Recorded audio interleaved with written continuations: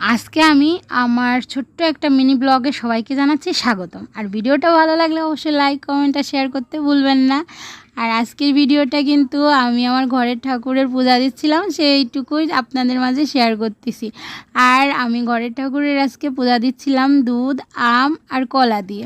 আর বৈশাখ মাস কিংবা জ্যৈষ্ঠ মাসে পাকা আম উঠলে কিন্তু আমি এই পূজাটা করে থাকি, কারণ পাকা আম ভগবানের নামে আগে না দিয়ে, পূজা না দিয়ে আমি কিন্তু খাই না। সেই জন্য এবার বৈশাখ মাসে দিইনি, আমি জ্যৈষ্ঠীতে এই পূজাটা দিলাম। তো বড়মশাই 5 কেজি খেরসা আম কিনে এনে দিছে আর 1 কেজি দুধ কিনে এনে দিছে।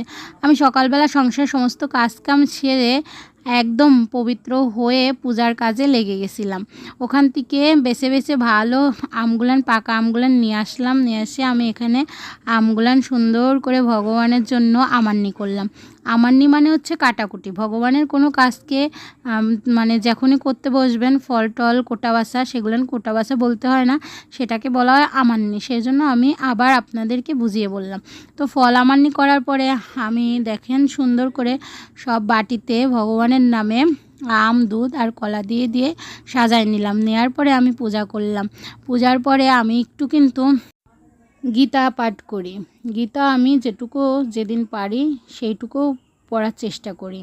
আর কে কে আমার মতন এইভাবে গীতা পড়েন প্রতিদিন অবশ্যই কিন্তু কমেন্টে জানাবেন। সবাই বলুন হরে কৃষ্ণ।